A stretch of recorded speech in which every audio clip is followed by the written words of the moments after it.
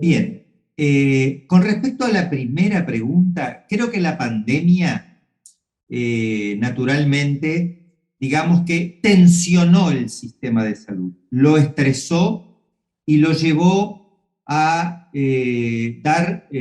las respuestas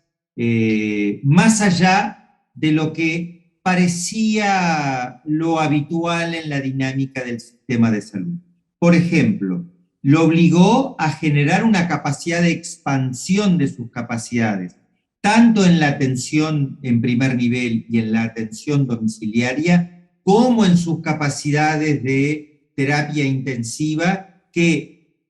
pre-pandemia uno diría, no, no se puede tanto, habría que ver, habría que ajustar tales y cuales parámetros. Sin embargo, la contingencia de la pandemia llevó a que tanto desde el ministerio, o de las estructuras de gobernanza y rectoría, como de la gestión interna de los 40 prestadores integrales que forman parte del sistema, se desplegaran esas capacidades para asegurar la atención oportuna y de calidad a la población. Pero a su vez, en el campo del financiamiento, en ese eje tan importante del sistema de salud, hubo un despliegue de innovación que fue muy relevante. Cuando las personas se cayeron de su condición de empleados formales, porque se contrajo la economía y hubieron pérdidas de puestos de trabajo, el sistema logró generar la herramienta de mantener desde el fondo coronavirus el pago al prestador en el cual estaba inserto el trabajador por un determinado tiempo para evitar que se generara una discontinuidad en la atención, una discontinuidad en la cobertura asistencial de esa persona, pero a su vez evitar dos cosas muy relevantes más, que esas instituciones del sistema que estaban estresadas por las exigencias de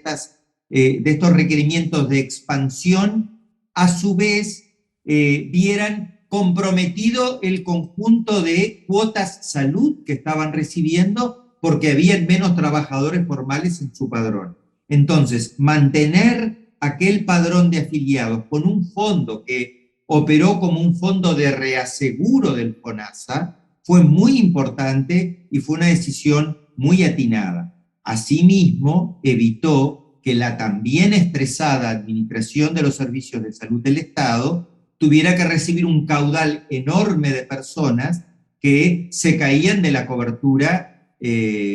por los derechos adquiridos de la seguridad social. Entonces creo que fue una solución muy interesante que nos da una pista para esos escenarios adversos donde disminuye la capacidad de empleo en el país, disminuye el trabajo formal, que en esta historia cambiante en la que estamos, son escenarios adversos que pueden someter a grandes exigencias en nuestro sistema de salud.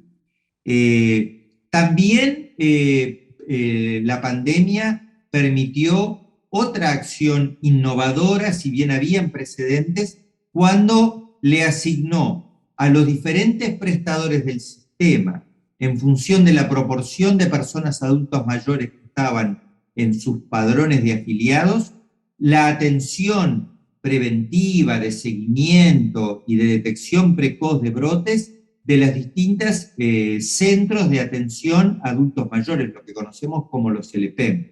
Cada prestador tenía asignado un conjunto de LPEM que de algún modo estaba bajo su responsabilidad. Más allá de la eficacia del diseño en cuanto a los resultados, que pienso que fueron muy buenos, como dispositivo de rectoría y de articulación del sistema con dispositivos de cuidados a los adultos mayores, me parece una experiencia también muy interesante que fue producto de respuestas que la pandemia requirió.